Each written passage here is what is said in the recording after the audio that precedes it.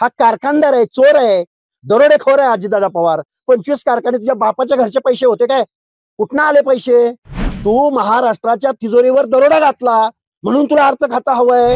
अहो माझ्या बघा, ह्या अमोल मिटकरीला माझं सांगणं आहे, माझ्या पर्सनल गोष्टीवर बोलून जर हे प्रश्न डायव्हर्ट होणार आहेत का राजा?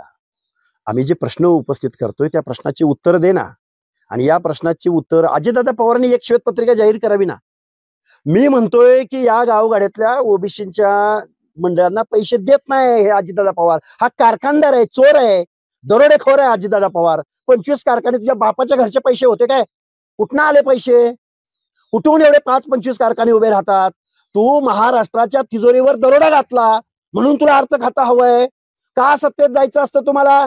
आणि माननीय देवेंद्र फडणवीस साहेबांना माझं सांगणं आहे, तुम्ही एकनाथराव शिंदे तुमच्या बरोबर आले, तुम्ही सत्तेत गेलात हे समजू शकलो, पण तुम्ही अशी काय तुमच्यावर आर्थिकता होती की या कारखानदाराला तुम्हाला सत्तेमध्ये सहभागी करून घ्यावं लागलं? हे न उलगडलेली कोडी आहेत.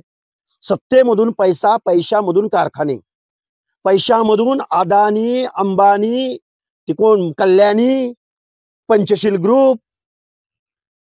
अरे बांधकाम व्यवसायात पार्टनरशिप, कारखान्यामध्ये पार्टनरशिप, सहकारी कारखाने खाजगी कंपनीनं मोडीत काढून ते विकत घेऊन इरेग्युलेशन वागून आरबीआय कडे एखादं खातं आहे की नाही? अरे लक्ष्मण हाकेला एका समाज व्यवस्थेमधल्या लोकांनी गाडी घेऊन दिली, भंडारा उधळला, वाजत गाजत हजारो लोकांसमोर गाडी दिली, तर यांच्या पोटात पोटशूळ उठलाय. या अमोल मिटकरीचं मुळव्यात जागा झालंय. पण या लोकांनी 5-25 कारखाने कुठून पैसे आणले? बारामती ॲग्रो कंपनी, अनेक कंपन्या त्यांच्या. पवार फॅमिली समाजकारण राजकारणामध्ये आम्ही काम करत आहोत असं म्हणायचा त्यांना अधिकार नाही. त्याने अनेक शिक्षण संस्था, अनेक कारखाने या महाराष्ट्राच्या तिजोरीवर दरोडा घालून उभे केलेले आहे. सहकारातून उद्धार हे ब्रीद होतं, पण सहकारातून स्वाहाकार हे या पवार फॅमिलीनी महाराष्ट्राला दाखवलं.